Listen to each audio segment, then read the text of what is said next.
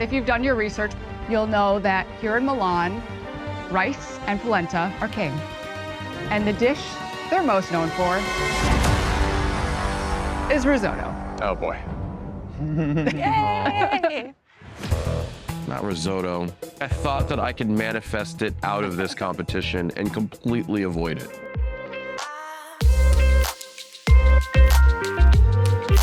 Welcome to the Eat Your Content podcast. I'm your host, Rich Herrera. Thank you for pushing play on my little podcast. I appreciate it. Every play counts. Just a reminder to follow me on socials at Rich Herrera and at Eat Your Content on Facebook, Twitter, and Instagram. And if you like what we're doing, hit the follow button on your podcast player of choice so you know when new episodes are coming out. We are getting close to the end of Top Chef Season 22. We're in episode 13. We're down to the final 4. And joining me once again is a person familiar with this position at this point in the Top Chef game, Top Chef Season 21 finalist, and friend of the pod, Savannah Miller. Savannah, thanks for coming on. Oh my gosh, thank you. Friend of the pod. I love it. It's a great title. Great title. Very few people have that title in my podcast, so consider yourself honored. My new email, or actually my first email sign off. I've never really made a good one, but it'll be friend of the pod. Friend of the pod. That's good. That's good. But yeah, thanks for keeping coming on. I know it's a lot of time out of your schedule to do this for, what are we, 13 weeks now with one more week to go. I know. What did you? It's been a ride. I got to tell you. I know. Just in general, like us doing this weekly, the show being back on, it feels like, it's like Thanksgiving time or Christmas time, or it's like nearing Valentine's Day. I'm very into like celebration. And so I've loved like watching the show, and I feel like it's more of what I talk about on a daily basis, not just because of the podcast, but because I'm like bringing it up at work and I'm asking, guests at the restaurant. And I feel like people have asked me more about it, like because they're watching it every week. And I'm a little sad that I feel like it'll be weird for me to just continue to talk about this much, which I probably will anyways, but 3-4 weeks from now. I'm a little sad. Yeah. I mean, it's the trip is almost done, and it's been a joy and a pleasure to have you on, but we're getting way too early for that kind of talk. We still got another week to go to see who wins, but we gotta go. So let's talk about episode 13. I loved it. I thought it was a really great episode, a diabolical quickfire, a really fun elimination challenge, kind of head-to-head competition there. So the final 4, I just want to say, with Caesar, Tristan, Schwei, and Bailey, I think is a good final 4. You have 2 that battled their way from LCK, and then you got 2 that are on a heck of a run this back half of the season. Tristan through the whole season, but Schwei kind of later in the back half of the season. So I think you have 2 very distinct storylines happening here. You have the underdogs coming from LCK. If Bailey wins this thing, I think she would be the second person to win from LCK, Kristen being the first, obviously. But I don't think anybody since then, somebody fact check me in the comments, I don't think anybody since then has come back from LCK to win the whole thing, especially in this new era of LCK where they drop you off in the middle as opposed to at the very end. So I think it's a great. What's that? Did Brooke do that in Charleston? Oh, that's right. I might be wrong. If I'm wrong, if that's not true, I've told people that. But so anyone listening, it doesn't, it's still very rare, right? Yeah, it's a rare thing. Yeah.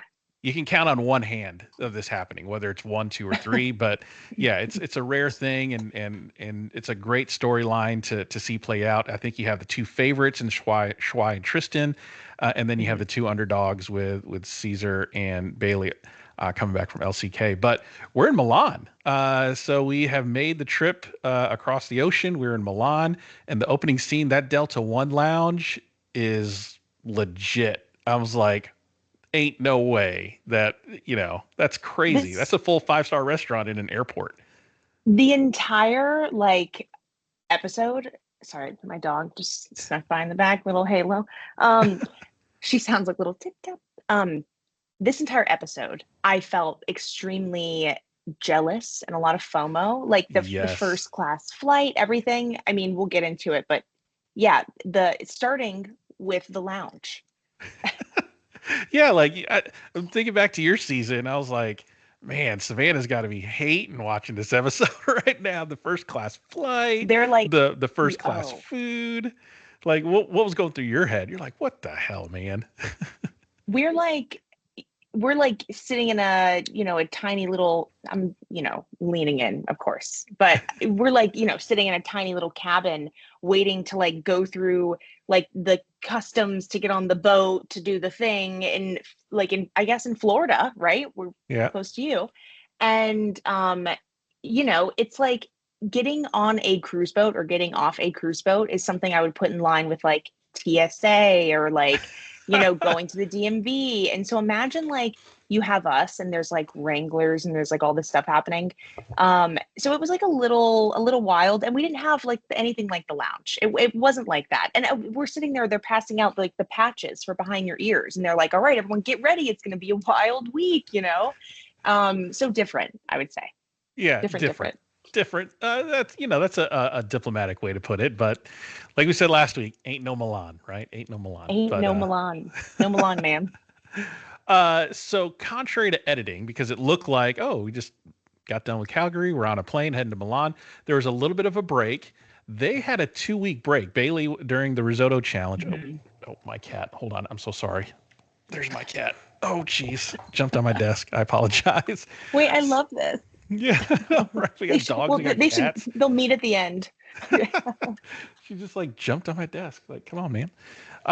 So Bailey during the risotto challenge said that there was like a 2-week gap between Calgary and Milan. Yours, if I remember correctly, was 6 weeks. Mm-hmm.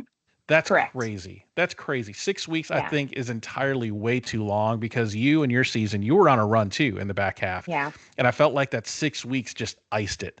It took you out of that mindset for way too long. And I saw that in your episodes between Curacao and the last one in Wisconsin. I was like, something happened to Savannah. Not bad, but it's just like you're just out of it, right? So tell me what you're thinking about the 2 weeks versus 6 weeks. Oh my God, I have so much to say. We finished I watched the episode last night, and I immediately, because it's bringing back just a lot of feelings in general watching another finale. Mm-hmm. And I was like, my finale is episode 12. I was like, that in my brain is where the season ends. I was like, we're done there. Curacao who? Like, I don't know her. And so I watched episode 12 last night, and I was thinking the same thing. And obviously I take every responsibility there is for just, whether it was like I had a bad day, I didn't prepare in the right ways, whatever it is, like that is on me. But I do think that personally, I would have worked better with less of a break.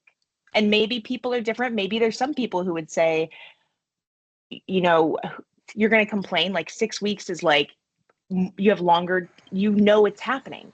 If you like, how many people can say, so you were told that you have 6 weeks and then you're going to go cook the meal of your life on the finale of Top Chef. Like, you have 6 weeks. That's more time. I'm just somebody who doesn't necessarily work better under those types of rules. Like, I feel like I was in the moment. It probably would have been better for me if it kind of was, I think the break was necessary, but 2 weeks, 3 weeks, even 4, maybe better than 6. But I say all of that, and I just want to like follow it with, that isn't what made or breaked it, I would say, but I don't think it helped. Yeah, I think from just a psychological, mindset type of perspective, 6 weeks, you kind of get back into your daily routine of life, right? I don't know what you did during your 6 weeks. You probably went back to work for a little while, because with Top Chef, do you get paid to be on Top Chef, like per episode? I mean, I don't want to get into your finances or anything, but no, you don't. And I mean, and I'll say this as well, like, I didn't actually. So when you tell like the people, if you work for yourself, it's one thing, right? But like, I had kind of a newish job with a big company. And so I had a lot of fears, just that naturally people would realize that I had been lying about where I was, because I was lying about where I was. And when I came back, it was kind of an open conversation with just the small group of people, that I worked for. And it was just kind of like, I am going to be here for 6 weeks, but then I'm going to be gone again. And I don't necessarily know, like, if it's not going to get out. Like, you know what I'm saying? Like, just like, Yeah. I just think there's too many people would be nosy. Where are you going in 6 weeks? Where are you going in 2 weeks? You know what I'm saying? And one person asked this. I'm not that good of a liar. Like, it was a harsh thing. And ultimately, I knew that I wanted to kind of go back to a smaller setting. And so that was just like a very mutual kind of breakup. But we had that conversation pretty much as quickly after I got home, because I was like, I need to know what kitchen I'm using to like practice in. And so if I was going to work there as well, it would kind of be like sneaking in at night and using the kitchen. And so it was like all these weird things. Long story short, I like used my home kitchen. Like I essentially was like turning this into like a little science lab, which it's not really equipped for. So maybe it was good preparation for the boat, actually. And Yeah. looking back. Yeah, because like 6 weeks, that's long enough for you to get back into your routine of daily life, and then you have to kind of keep Top Chef top of mind and be like, all right, I gotta devote some time to practice, but I also have a job, I have bills to pay and things like that. Whereas 2 weeks, it's just like, all right, it's just a little bit of a break. I don't have to worry too much about what's going on. Everything's been taken care of while I was gone. 2 weeks, I can still pretend I'm not at home and be in the mindset of the game. So when I heard 2 weeks, I was like, oh man, that's crazy, because had it been 2 weeks for you, I think it would have been a different story in your season. I really believe so. Seriously, because you were on you were on a run, and you would have been you still would have had that frame of mind going in, and 2 weeks would have given you enough time to get a menu together to practice it and have it be fresh in your head, and not feel like you're starting Top Chef all over again because it's been 6 weeks. I appreciate that. I appreciate it a lot. Obviously I'm not ever going to be able to say anything like that, so I appreciate you saying that kind thing. But I do believe that it took me a long time to get the momentum and have the confidence where I could just walk in and just cook the way that I was cooking. And so, it was something about coming back, and then like, it's almost like you kind of like forget who you are, like, who the fuck are you? And it's kind of like, I don't know. Yeah. That's how I felt getting back on the boat. And I think it was just enough time to like, just get nervous about it. And so, damn it. Damn it. First Milan, and then they get only a 2 week break. That's just not fair. But it's okay. This will be just like the first 4 chapters of the memoir in a few years. It's okay. Yeah, exactly. Well, we digress. A lot. Let's talk about the quick fire. So risotto on Top Chef has always been the albatross about the neck of those that have tried to cook it. And to make a quick fire risotto themed, to me, was diabolical. And then they gave him only 35 minutes, which is about 5 minutes short of a proper risotto, to get it done in a way that it should be done. So when you heard risotto as a quickfire challenge in Milan, which of course makes sense, what were you thinking?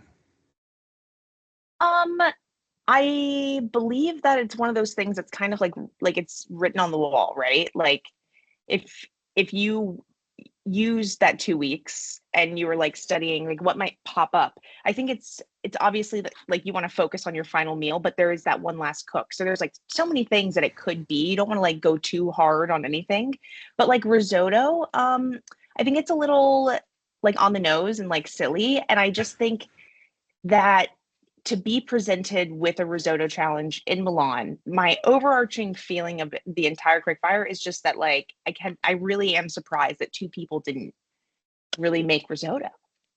Yeah, let's talk about that for a second. Why? I mean, Schwei and Caesar go with a vegetarian risotto, which I thought was let's just say a bold choice. And it was written on Tom's face through the entire thing. He was passively aggressive, pissed about them not making rice, and it was kind of funny to watch. But why would you go to Milan, home of risotto, on a risotto challenge, and not use rice? Like, what do you think was going through their head? Were they thinking maybe, oh, I want to do something different. I want to stand out among the four, or Yeah, I just don't want to mess with arboreal rice. you know what I bet was going through Tom's head was, I miss Massimo. Because it was a different episode. It was a different feel, I will say. Well, I know, I mean, like, when we, like, if we're gonna, like, pick fun at him for, like, he's, he's such a this, or he's like, French food is this and Italian food is this, I bet you, like, he would have made a stunning risotto. Like, Yeah. I believe, anyways, I digress again. I think that, what's going through their minds, I don't really know. I think Cesar has done this, he's done this a lot. Like, he makes a lot of weird things that work. It made me think about, like, moments where I've maybe done that, and it's like, oh, well, I'm getting really good at, like, kind of like doing things off the cuff, and so I'm really just gonna, like, try to just go in there and cook today. You know what I mean? And it's like, oh, maybe that was a little too casual. And so, like, not that that's his exact thing, but, like, he's gotten a lot of praise for doing things that are weird, and, like, everyone's like, Cesar, what? No, and then it's like he pulls it off. And so when you kind of, like, get really confident with that, and then you walk into it and it's like, I'm not even gonna make risotto, I'm gonna blah blah blah, and they're gonna I wonder if he was kind of like, they're gonna eat this shit up. Yeah. And they're just kind of like, this wasn't the time to, like, I don't know, necessarily do that. Like, homie, you have the entire next episode if you want to do whatever you want to do. I think it's just a little silly. Like, they're about to give you so much free reign. Yeah. Yeah, exactly. I don't think doing a vegetarian risotto was the right call on either one's part. I mean, it looked good and it was fine. And I like what Kristen said about Schwei. It's a really great squash side dish. It was not a risotto. It was not a risotto. So I thought that was a bold choice. And Schwei was funny. He's like, yeah, I didn't even practice risotto. Like, dude, you're going to Milan, man. You didn't practice risotto at all. And Tristan was funny too. He's like, I was trying to will a risotto out of existence. I was hoping we would not have to make a risotto. But he, ends up doing really well. I love what he said. I want to bring some melanin to Milan, and he makes a Jollof. Oh my God. A Jollof inspired risotto, which is just next level. I mean, I love Tristan. He's so great at this. Yeah. And then Bailey having a full circle kind of risotto moment from her first episode to now. What a great, just couple of storylines happening with this quickfire. What were some other standout scenes or about Tristan and Bailey that you liked and enjoyed? I like I like that Tristan, it just feels like the last episode where he's kind of, I don't like, and I mean diva in, like, the best way. Like, just like, like, I just really didn't want to make risotto. He's just being really honest, and he's like, I've done everything I could to avoid this. Like, he kind of gives me, like, Dan vibes and, like, the commentary way of, like, just funny. And then you're like, oh, here's Tristan doing something he doesn't really want to do. Just kidding. He, like, made it his own, and now it's the best one there is. It's just like, it's kind of his thing. So I'm not surprised anymore, but I guess I was just a little bit, like, taken aback in general by Bailey not completely crushing it. I think as far as she's concerned, and I feel like I even hate to say that because she's incredible, and I just think that, like, she's in Milan and I love this for her, but, like, for all of the Italian food and, like, this being her POV, and I don't know. I guess I just expected her to be like, I'm going to just give you, I guess I wanted someone to make a perfect risotto with almost nothing in it. And I just wanted, like, and I don't mean, like, I need salt, but like don't mask the rice, and, like, how can you, like, show it off with, like, very minimal, whatever, perfect technique, but still, like, it stands out. Like, I think it would have been cool if someone just made a bowl of risotto that was straight up, but it was just so well done and so perfect that it won, That would have been neat to see somebody make just a classic Parmesan risotto with just some shaved Parmesan on top, and that's it. And then the simplicity of a absolute perfect risotto could have won the thing instead of all the accoutrements and stuff on there. Now you're in Milan. Exactly. You're right there. It's like, I bet you have great products. I don't know. Maybe that's what I kind of expected maybe Bailey to do. But yeah. And Bailey being the Italian chef in the group, I am kind of surprised as well that she didn't crush it in either challenge necessarily. She's in the final, but she didn't really stand out in the risotto challenge, didn't really stand out in the elimination challenge. And this is her thing. So now, with that said, she made improvements from the first time she tried to make a couple of dishes that we'll talk about in a minute. But with her being the Italian chef, I really thought she would have had the advantage on here. Also, like Tristan, like a boss, stirring risotto with one hand, charring greens with the other, and just like split braining his cook. I was like, wow, that's insane. So I thought it was a really fun quick fire all around. Love the point of views on everything. Just a couple of things just didn't work, and I kind of expected that when I immediately saw vegetarian risotto. I'm like, you're missing the point of the challenge. The point of the challenge is you're in Milan, make a good risotto. But so let's talk about the dishes from the quick fire for a minute. So Caesar did the celery root risotto with chicken jus and white truffle. The look on Tom, he cannot play poker. The look of disappointment on his face after there's a few comments was like, this is not what I wanted. It was kind of funny. I was like, Tom definitely like trashed his trailer after this episode. You know, he's flipping tables. Yeah, right. Like, I can't actually imagine this ever, but can you, like, I feel like he would just go off and like fish and not talk to anybody for a long time instead. Like I feel like he would just go rogue. But yeah, I'm like, you imagine Tom just going back and being like, get rid of all the hats, no more hats, like we're done. But yeah, so he looked pissed. But I will say, like, we really haven't seen a lot of that this season. Yeah. So that felt familiar. You know, I knew that face. I didn't have FOMO. I was like, okay. That looks familiar. I've seen that face before. So Tristan did a West African inspired risotto with heirloom tomatoes and charred buttered greens. Tom said the texture was good, but it was also a little too salty. But I, again, love his POV. Like, he takes ingredients and filters them through an Afro-Caribbean lens, and it works. It just works, which was really fun to see. Bailey did a red wine risotto with Parmigiano and Taleggio, hazelnut and pear gremolata. Tom said it was nice. Gail said it was intensely sour from that, which has got to be a little unpleasant. So, yeah, I feel like I don't know if this is what they meant.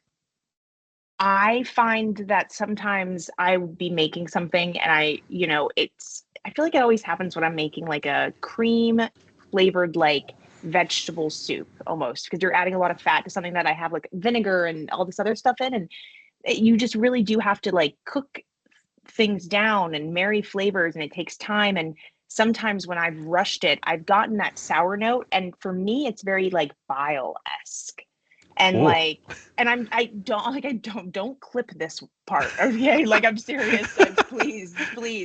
But already edited, already done. Yeah. Right. Oh my God. I don't have a gallbladder. I can talk about this. I just feel like I wonder if that's what they meant, because with the things that she was adding and like the red wine, it's one of my least favorite flavors and like things that I do it and I'll taste and I'm like, oh, I need to adjust that. Hold on. And so I wonder if it was that. That's what it made me think of. Yeah. So bile-esque. Gross. Sorry. That's going viral. So Schwei did a squash risotto with chanterelle, saffron, Parmigiano, and toasted hazelnuts. Tom, again, looking disappointed, which was funny again. And he plated way too early. Like he had about a minute, maybe 30 seconds left on the clock. And the chefs on this show, Top Chef, try to use every last second of that clock as much as possible to cook to the last second. It's got to feel like an eternity just standing there for 30 seconds. I wouldn't know, but I feel like that was weird to me. Because and I think that like Schwei is just such a sweet guy that it just probably comes off as like, but I'm done cooking.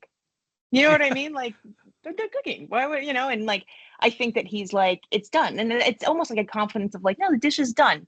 But like, and at that point, you can't cook rice. But I just feel like, even if I didn't have anything left to do, I would feel awkward standing there and I would feel some type of way or be worried. I don't know. So I feel like I would be doing anything else. Something. Garnish. Something. Yeah.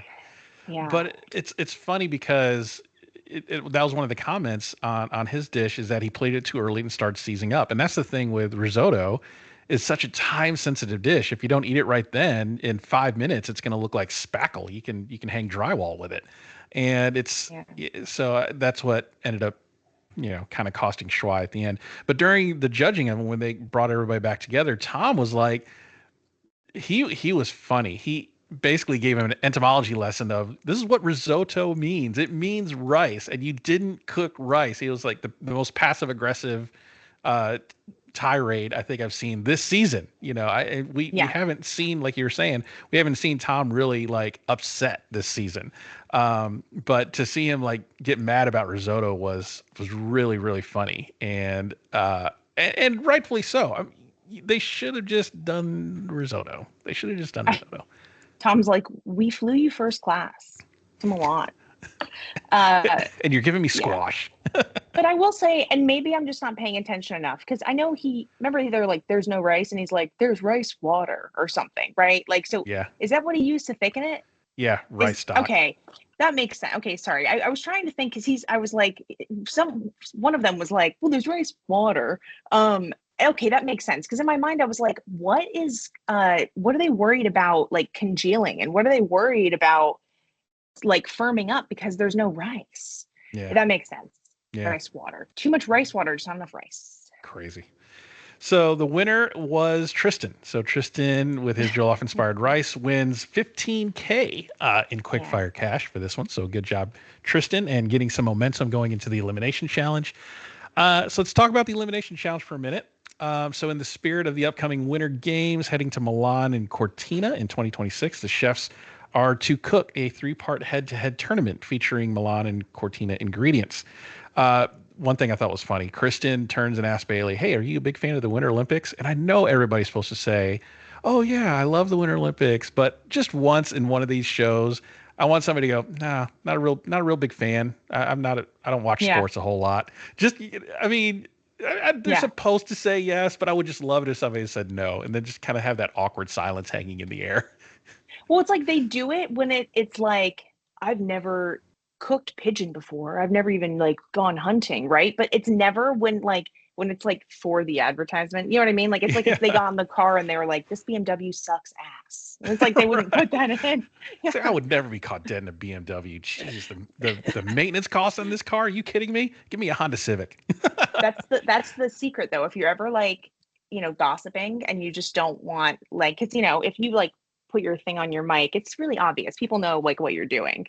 But if you I would start singing a song, or I would, say something that I knew they would definitely not use, and then I would put in my gossip message to whoever I was talking to.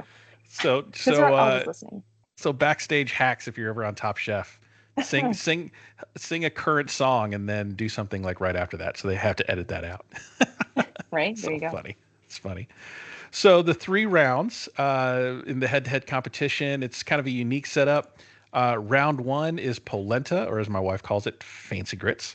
Round 2 is beets, inspired by or Cortinian moon-shaped ravioli made with beetroot filling. I wasn't going to try to pronounce what it actually was. And then round 3 to feature Gorgonzola. So the winners of each round secure their spot in the finale. And then if you're in the unfortunate position of being in round 3, if you win, you're in the finale. If you lose, you go home. But to help in this round, they have some Olympians coming in to hang out with them and to help them shop. We have Elena Myers-Taylor, who's a 5-time Olympic medalist in bobsledding. Red Gerard, a U.S. Olympic gold medalist in snowboarding. Declan Farmer, a 3-time U.S. Paralympic gold medalist in sled hockey. And Oksana Masters, 19-time U.S. Paralympic medalist in Summer and Winter Olympics in just a ton of sports. Para-biathlon, para-cross-country skiing, paracycling, and para-rowing. Just an insanely decorated medalist. Yeah. I saw that. I was like, whoa, 19-time Olympic medalist. That's awesome. And then they start pairing them off. So they draw knives. The Olympians draw knives to pair them off, to help them shop and to hang out and to talk and to have just like this experience on Top Chef, which I thought was really fun. Yeah. A couple of pairings I thought were perfect. So Elena is paired with Tristan. Red is paired with Bailey, which I thought was a perfect match because Yeah. during the shopping, Red kind of gives off this surfer dude personality, which fits because he's a snowboarder, right? And then Yeah. Bailey's got this like quirky, effervescent personality too. It was just really fun to watch them shop. Oksana's paired with Caesar, and Declan is paired with Shuai. So, what do you think of these pairings and kind of these Olympic personalities?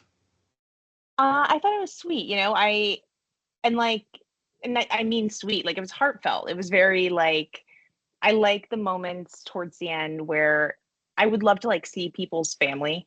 That's what I would love to see. But I I like that they're crossing over into a little promo for this, but at the same time, like every time they've done this, what, maybe 3 or 4 times, bring in like Paralympians or Yeah. Olympians. Yep. I like it because for me, I just think that I don't know how to even verbalize this, but it makes it very serious. Like it in the sense of like it's silly and it's different and it's fun. And these guys are like, this is a cool day at work, right? For these guys. They're just like, oh, I'll Yeah. go do this. But I think that like there's so much respect for that. And to have somebody who is an Olympian, a Paralympian as like your sous chef, it's a weird dynamic to be like, wow, this person is like, we just went over like all the medals. They're like, go get me butter out of this aisle in Whole Foods. Like it's Right. interesting to watch it on TV. And I just think that it brings a lot of like humility to everybody. And like, it's almost like you made it to the finale of Top Chef, but like, look what these guys are doing. I don't Yeah. know. I like it. It's very heartfelt. Yeah, the shopping scene was really fun to watch. Again, talking about with Red and Bailey, but just all of them because this is not Whole Foods. Clearly, the language barrier is playing a role here. It was funny. Shuai said, "I need some puff pastry," and they just hand him like a single croissant, which is a puff pastry, but not what he had in mind. And the Olympians are kind of walking around trying to. I can't read this. What does this say? I don't know what it is. So that was just a really fun, unique experience. And then getting to hang out with them and Tristan talking to Elena, pressure is a privilege, which was an interesting mindset to think about. Trying to equate that in my everyday. I'm not a athlete by any means. This is a body not built by Jake. So this is not an athlete. So the pressure in everyday life, pressure is a privilege, whether you're at work and you feel under pressure at work, that's an opportunity for you to shine and excel and make it through. So some really good life lessons being taught there and was really interesting. We also get two additional guest chefs. We have top 2 Michelin star chef Andrea Apria and Top Chef World All-Star Ali Gwazawi. So it was really great to see him back on screen. The Olympians are going to judge the first 2 rounds only. The guest chefs and judges will judge the final round. One other thing in the shopping that just came to mind, Bailey said to Red, "I just want emotional support when we're shopping." So to me, that read, "Don't touch anything, stay out of my way." while I'm panic shopping, he's like, "Got it. I'm just going to push the carts." So that was pretty funny. I thought that was perfect. I told my friend that was over, and I was just like, I think anybody at that point, like even if I guess if we had gone shopping with our people in our season, like when the like Shota was my partner, if we had been there, that probably would have been different. I would have been like, you get this half and I'll get this half. And it would have just been like 2 chefs, right? But anybody else, if they're giving me somebody that's not really like a chef or like a competition person in the sense of like running around a grocery store, because it's a very specific thing, Right. I would probably say, please push the cart. Hold this list. If I add anything, if I tell you to write it down, write it. And if we grab it, cross it off and I would say like, maybe like keep like a rough tally of like how much we're spending, like just rough numbers, add $2 to everything and just start adding it as we go. I would just be like, that's what I need. So I feel like that was smart of her. Yeah, I thought so too.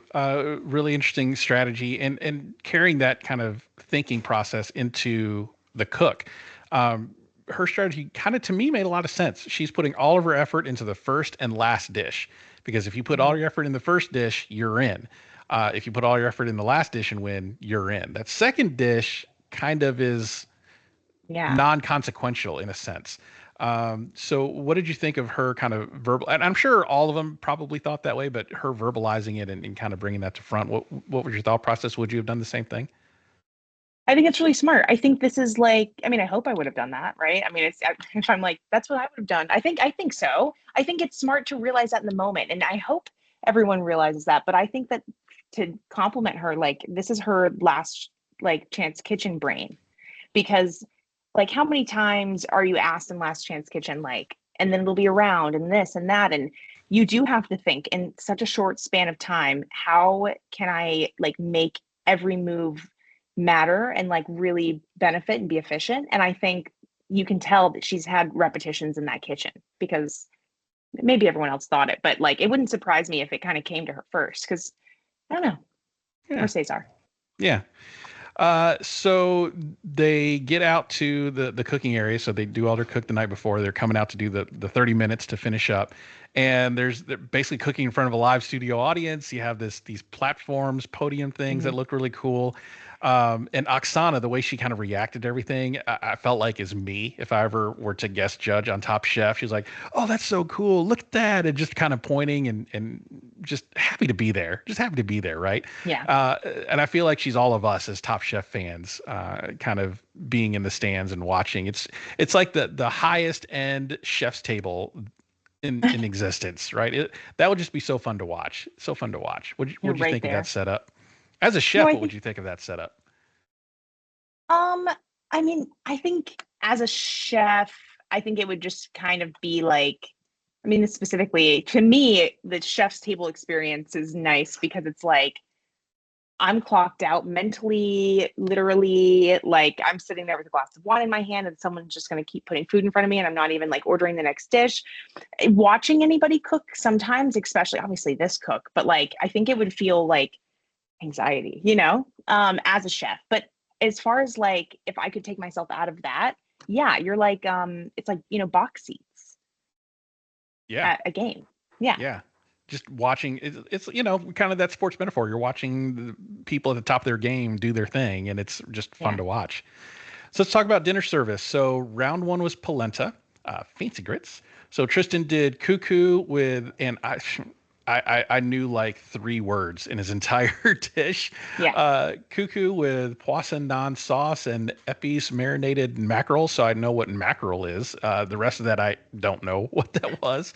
But it was pretty spicy. As he was cooking it, he was coughing a little bit. Gail was kind of coughing up a lung.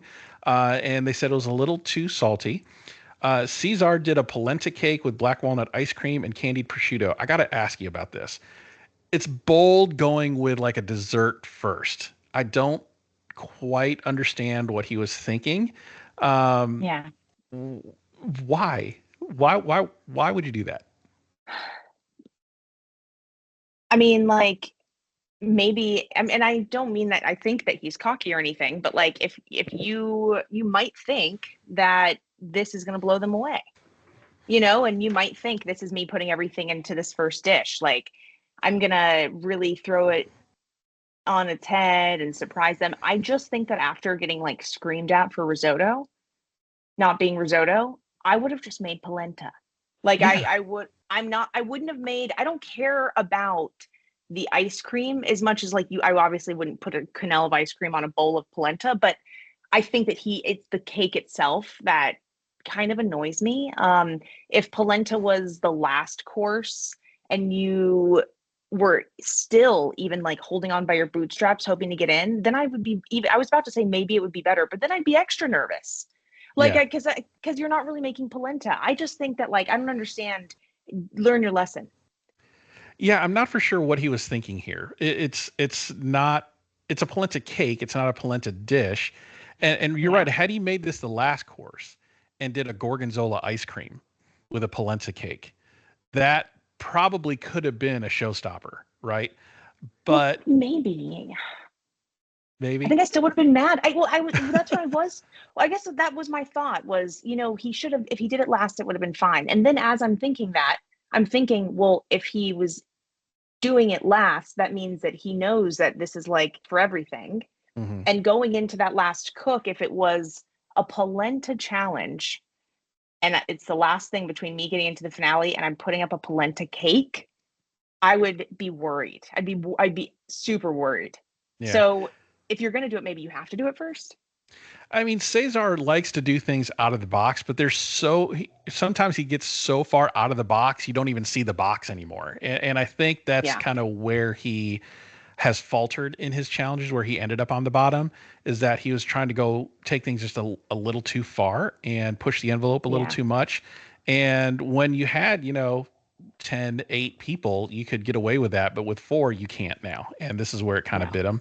I think a little too far out of the box for the polenta round. I mean, it looked great, but it just didn't fit, I think, the challenge. Schwai, on the other hand, on the flip side, did a 5-spice roast duck on creamy polenta. This is the one I would probably want to eat the most. His duck looked so good. And watching it on the screen, I just want to take a knife, cut that duck, dip it into some polenta and get like a composed bite. Oh my God. I wanted to lick the computer screen. It looks so good. I feel like him and Tristan consistently just like make food that I'm like, damn. I would love to eat that. And like, that's the point for everybody, but it's rare that people I think are like consistently every week being like, I feel pretty confident that I'm going to want to eat that. Yeah, exactly. I mean, it looked so good. And appropriately, Schwai wins that first round. And he also, with the win of this first round, we find out at the end, gets a $15,000 Delta gift card, which, my God, I mean, where do you not go? I mean, 15,000. Good. That's a remarkable prize, going on vacation anytime. Well, I don't know. He's got a job. So, but not to have to worry about travel. So great. Such a great travel trip there. Yeah. So we go to round 2, which is beets. So Tristan did glazed beets, smoked beet puree, pickles, and pork belly. Technically it was flawless, and he really made beet the star. I mean, there was so much beet on his plate. The moment he set down that first one, I was like, I'm talking about this after watching it, but I was like, I looked at that plate. I was like, he's got to win this thing, because all of the beets, he understood the assignment and made beets the star of the plate. What'd you think? I completely agree. I just think that like beets, this is the one I was the least excited about, I think. But when he put up his dish, I was kind of like, that's why, like, for me, it solidified why they have to do it, because I was like, no, like, to get this type of reaction from like a humble beet is pretty grand. And I just think that more often than not, and I love beets, but I don't like love every beet I eat. Yeah. You know what I mean? Yeah. I mean, he did beets in so many different ways. So it was like you're getting a different form of beet. But I'm with you. Like, I like beets, and I don't like all beets. But I got to be in the mood to eat a beet. So I don't know. It looked really good. Yeah, I thought it was great. And I also, I guess I didn't particularly love Bailey's beets. I feel like it's like alliteration. We're saying beets too much, and I'm like, Bailey's beets by the sea. I'm like having a hard time speaking now. And I feel like I really love Bailey. I just had like my notes. I was kind of like, girl. I don't know. Yeah, well, let's talk about it. She did grilled beets with brown butter, caper vinaigrette, and whipped ricotta. And the judge said it was more cheese forward than beet forward. So, yeah, I mean, there's a lot of cheese. Yeah, and I think that like it, that's good. You know what I'm saying? And I don't mean that in a bad way. Like those flavors sound good. I just think that like I can tell that she didn't care about this dish. In my opinion, like if she's not really putting a lot of marbles on it, I just feel like, most beets I eat are like a whipped cheese, the beets, and then like a candied nut or something, and like I just feel like it wasn't, and I know I just said, I just wanted her to make plain risotto with Parmesan. And now I'm like, give me more beets, different ways. But I just think that it was very like standard approach. Yeah, and with her strategy being putting all my eggs in the first and last dish, it kind of showed here in the second, where Yeah. she just wanted to get through, enough to get through, but not like putting her best effort in that particular dish. And then Cesar did a beet tostada with chipotle and salsa verde. The tostada they said was greasy, and the beet was somewhat lost. It wasn't cut the right way, or Kristen said it was too thin, or if it was just a little bit thicker, it might have been better. Yeah. Making tostadas day of was a courageous thing to do, but he had to fry it a little longer because they weren't dried out as much, and Yeah. it just held on to too much grease. So what did we think of Cesar's? I didn't like it. I wasn't a fan. No, I just think like, yeah, I mean, I feel like such a douchebag. Sorry, can I say that? Sometimes, Sure. if not, sorry. I feel bad sometimes because it is so easy to sit here and be like, well, this is what I would have done. Um, because in the moment I might have been like, wow, so creative, Cesar. But like, I do think watching this back, we used to do like really quick tangent, like these little once a month dish challenges at this restaurant I worked at. And so it was a way to like foster people to be creative and like to have new ideas. And you would come in like an hour early on one Saturday a month, and you would find out what the secret ingredient is along with everybody else. And in that hour, you have to put up a dish. Everyone puts it up. Potentially, if the chef liked it and you won, you'd work on it, go on the menu, blah, blah, blah. Cool. Um, I just remember like I was an intern, and it took me like 3 months to realize that the people that were winning, and maybe this is just the chef I worked for, but like one time it was a red pepper challenge. And this guy did like a crudo, but it had red peppers 10 ways, right? Like he used the juice, he dehydrated it. We're doing this, we're doing that. It has all these textures. And so for me, when I'm asked to highlight an ingredient, I really do try to first think of ways, and maybe it's just because of that experience or whatnot, but I think it would have worked well for this beat challenge. Like it worked for Tristan. Like just try to conceptualize a beat in as many different like textures as I can. And Hmm. like to create that, like to make it so much beet flavor, but you're getting like the joy of the different textures. And then, what do we use to highlight it? Then what do we like add to complement it versus like, I'm going to take this idea and work the beat back into it. Yeah. Yeah, and that's Yeah. why Tristan won, because he won this round because he realized how versatile beats are, and then used them in every way he could to highlight the Yeah. beat, which was I think the point of all three of these rounds. Um, and Crushed kind it. of opposite to Bailey, where she was putting her effort in the first and third, it seemed like Tristan was doing first and second. Because when we get to the Gorgonzola round, he's like, not a whole lot of Gorgonzola being used in Afro Caribbean cuisine. So Yeah. he had no clue how to use it, which, when you hear Tristan say that, you better watch out. He's going to blow you away with something that he's never worked with before. But we don't get a chance to see what his Gorgonzola dish would have been. I mean, we saw glimpses of it, but he wins the second round. So he's sitting next to Shuai in the peanut gallery. So Gorgonzola is the third round. I'm not a huge Gorgonzola / blue cheese guy. No. Do you like in a Gorgonzola challenge? I get that you're supposed to highlight the product, the ingredient, but do you kind of lean into the funk of the Gorgonzola, or do you pull it back enough to let people know it's there, but not overwhelm them? Like, where's the line, do you think? Man, I'm super biased. Like I really don't like blue cheese, and I think that like it would have been hard for like actually it's one of like the three things that I would dream in like what my nightmares of having to cook with and like highlight because I don't even want to taste it. Um and so for me, I probably would have done as much as I can to like honor it while really balancing it because like I would need to like be able to like ever think it tastes good. I would just, even if it was like great, I'd probably be like, this is bad. So I don't know, but I think that, there's some people, I think it depends on that, specific cheese they had that day and like how ripe it is. And Depending on what other people are doing, I know you're not supposed to think about that, but I think I probably would be really curious, because if somebody is kind of shying away, maybe take that into account. But I don't know. I think for me personally, I would have done like everything I could to like forget about the blue cheese. Yeah. Try to hide it a little bit, but let people know it's kind of there just to get through the cook and your own sanity, right?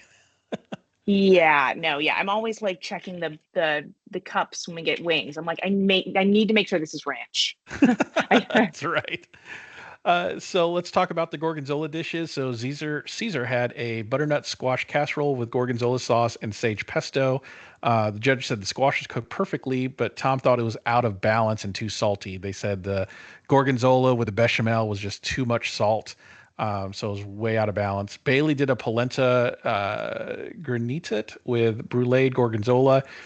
Gutsy move, bruleeing the Gorgonzola again. Even the judges were like, come on, she messed this up the first time. She's going to try to do it again.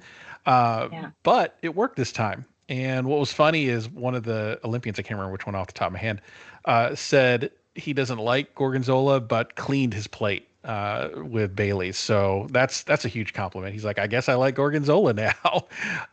It is. So Bailey, I think here watching the two, I mean, really in all three rounds, there was a clear winner in all three rounds, which was really interesting.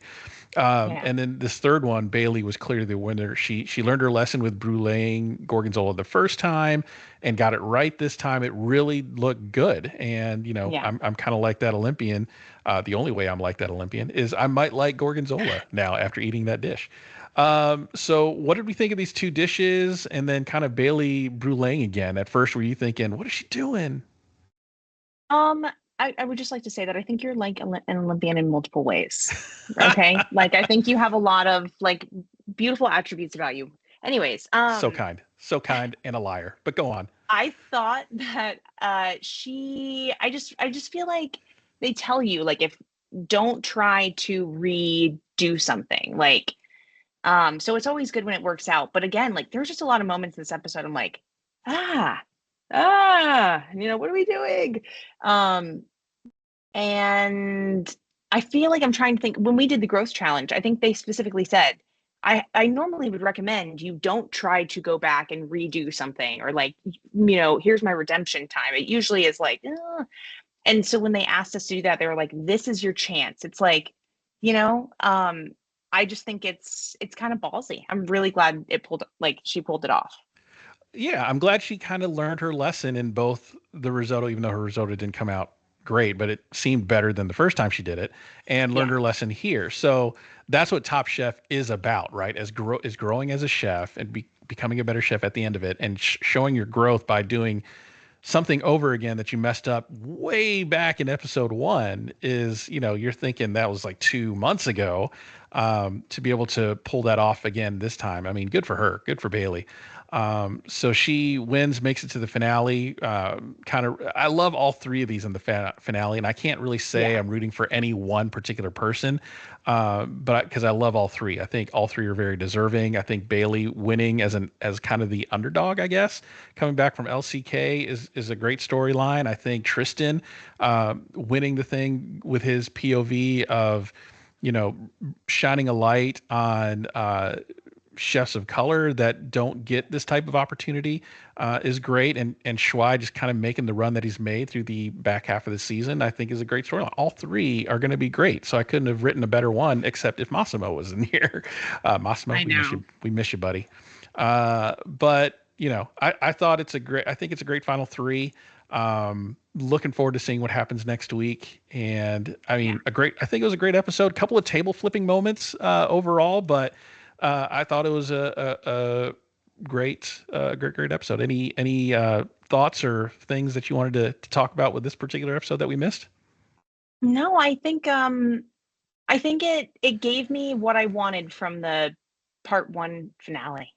Yeah. It really did. Little drama, it's not drama, but just like what's gonna happen, and like there was still moderately like good cooking. It wasn't like crazy. But then there were some standout dishes. I just think that it really like sets us up. Like right now, I do think anybody could win, and that's how I want to feel like going into it. Exactly. It's a much better finale if we can not know who's going to win.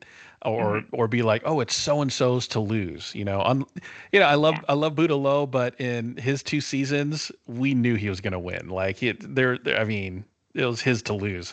And here, it could be anybody's game, which is what makes this such a great dramatic finale. So, speaking of which, yeah, exactly. So let's talk about the draft points. I got some bad news for you.